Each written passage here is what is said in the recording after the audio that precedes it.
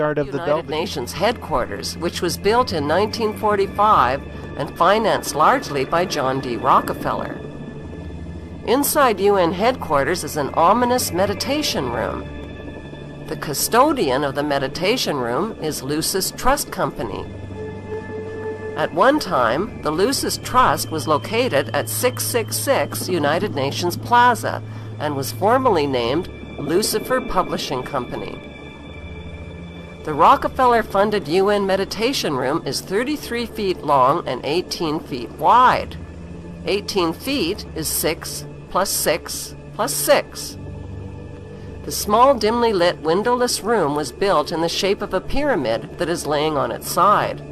At the center of the room is a 4-foot-high, black, casket-shaped stone slab which weighs 6.5 tons and is extremely magnetic and rests on a concrete pillar. The pillar descends beneath the floor into the bedrock and taps into the Earth's hyperdimensional energies to induce a state of altered consciousness. Not far from the meditation room is the United Nations Security Council chamber. This is the emergency room of the UN, where the world leaders meet when there is a threat to peace. They decide the fate of nations. Even though Israel has over 200 uninspected nuclear weapons and has violated dozens of resolutions, no sanctions are ever imposed because of the United States' veto powers. Notice the giant mural that towers over the Security Council room. The central focus of the UN mural is the phoenix bird that has risen. The phoenix bird is a symbol of Lucifer. Egyptians believed that the phoenix symbolized a god who rose to heaven in the form of a morning star like Lucifer after his fire immolation of death and rebirth. Notice that the phoenix bird is not standing above his own ashes. He is standing above his old skin. Like a snake, he has shed his old skin and is revealing himself as God at the center of the mural. At the top left, there is a church steeple without a cross. The missing cross symbolizes the death of Christianity. Below, a woman receives the rays of the sun god, while the man in front of her plays Pan's flute.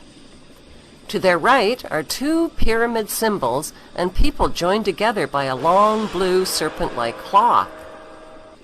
Below the risen phoenix, a sword is driven through a dragon beast. This represents the killing of old beliefs and religions that depicted Lucifer as a beast. The New World religion worships him as beautiful. Behind the phoenix, the ghostly figures of the walking dead are stepping into a void. They symbolize depopulation.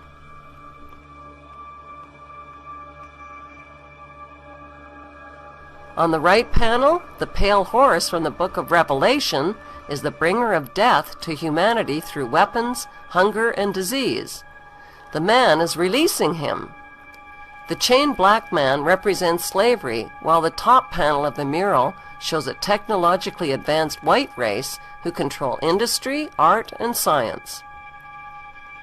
In this post-apocalyptic mural, the military man standing on the tail of the beast represents worldwide military power.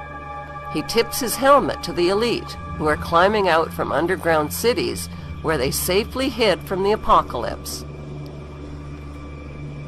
In the main oval panel above the phoenix bird, a woman is holding flowers.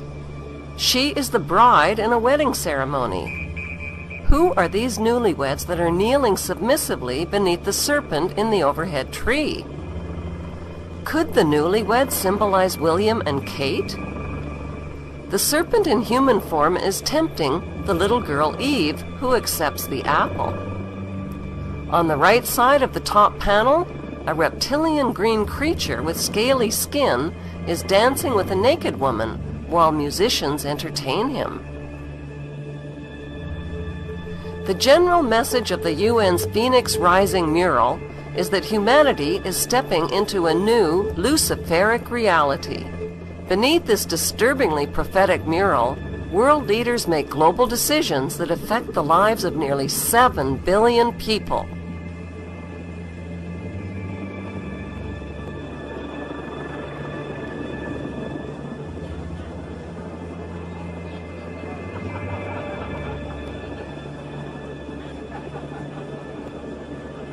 What's hard for most people to grasp is that our elected government leaders are involved in an apocalyptic scheme to enslave the masses under a world government dictatorship. How do these leaders sleep at night? How do they live with themselves?